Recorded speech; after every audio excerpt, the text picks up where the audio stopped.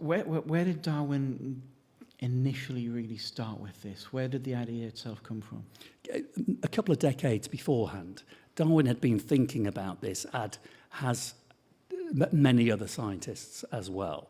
And then in 1859 he published it. And a lot of people in the scientific world and academic world loved the idea that we were just evolved from bacteria and then fish. Because if you could prove this was true, you discount the very idea of a creator. Mm. Because if you don't need a creator to develop life, then those that are the top of the pile in society, the scientists, the academics, are the new gods. And I think that had a lot to do with it as well. Those that just hated the idea of a God were looking for an excuse not to believe in a God. Mm. And so they clung on to this theory, which has never been proven. You know, Darwin said, well, I think we might have mentioned this, at the time that, you know, the biggest claim against my theory is the lacking fossil record. Yeah. He searched for these fossils to find the missing link between the fish and man, the fish and a lizard, the fish and a bird, fish and an ant, fish and an elephant. All animal life on Earth, according to Darwin, originated from a bacteria. And there's lots of fossils. In museums around the world, there are 40 million fantastic specimens of fossils, many more in private collections.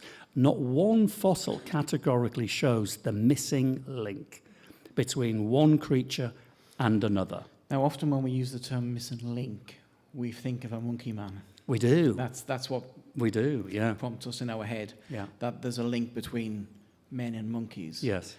But is there any fossil at all that shows any one species becoming any other one species? No, there isn't. There are spurious fossils when you look at them, and they claim that this is showing or indicating one creature becoming another, but it is bonkers. There's a fossil called Java man that was found in the 19th century in the Far East, and they reckon it's a very early fossil of a humanoid, something that evolved into us. But when you look at the ground where Java man was found, it is just a skull plate, some other bones, and it's been proven in this space were human remains, ape remains, animal remains, and in the 19th century they put these remains together and kind of put together this fascinating looking creature. But we don't really know whether they're humanoid, ape, or animal bones. So there are spurious examples. And that's hard to get your head around, because I'm sure we all remember being told that the fossil record proves that species evolve. Well, yes, it does in a many way, because evolution is true. Microevolution. Evolution within species. Take us as an example. We've all evolved over very many, many, many generations. We mentioned before about 40,000 years ago, the average height of a European man was 6 feet tall. He dropped to 5'4", and now we're about 5'9" as an average height. Our teeth are changing. So many people are born today without wisdom teeth. This is evolution within species. Our teeth shrunk over the last few hundred years. They're now getting a bit bigger because of fluoride. Fluoride, thank you, yes. Our teeth are getting bigger, but Americans aren't. Yes.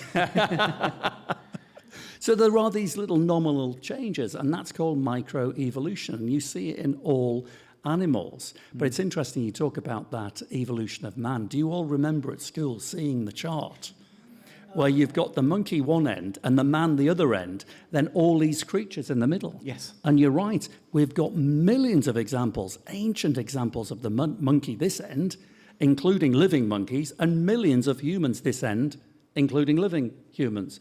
None of the creatures in between have ever existed. We can't find them. They don't exist. So the leap of faith, this is a very funny thing, because Christians are accused of having this faith built on, and I used to believe it. I used to believe that Christians had a blind faith. They just woke up one morning and decided to believe in God. That's what I thought. I've now discovered, of course, that Christianity is built on a firm foundation of evidence and truths that can be proven. Atheism, the evolution theory, by goodness me, you need a big dose of faith. You really do. So you talk about how species change over the time, micro evolution. Yeah. I guess is the other one macro. Macro. Right. Yeah. Okay. So we see natural selection, and Yeah. Darwin was big on natural selection, wasn't he? Well, Darwin was huge on natural selection, and this was his proving point he made to prove that you were once a fish. And he used the Darwinian finches. You've heard of those from the Galapagos Islands.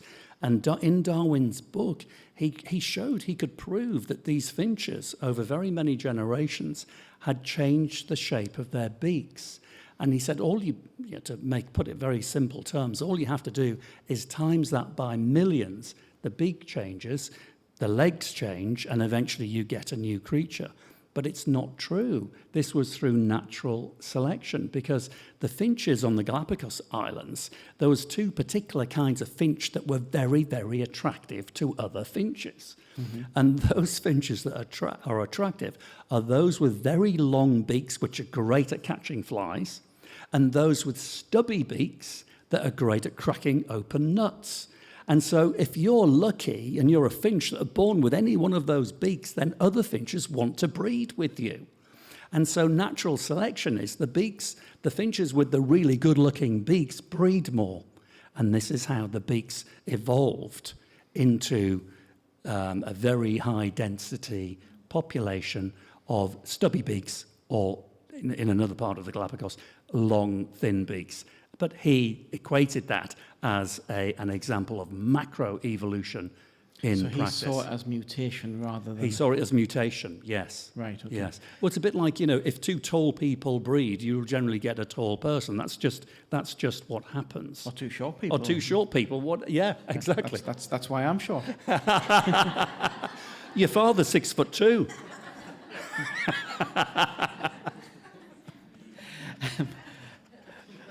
That threw me, sorry. Well, that's what he said to me anyway.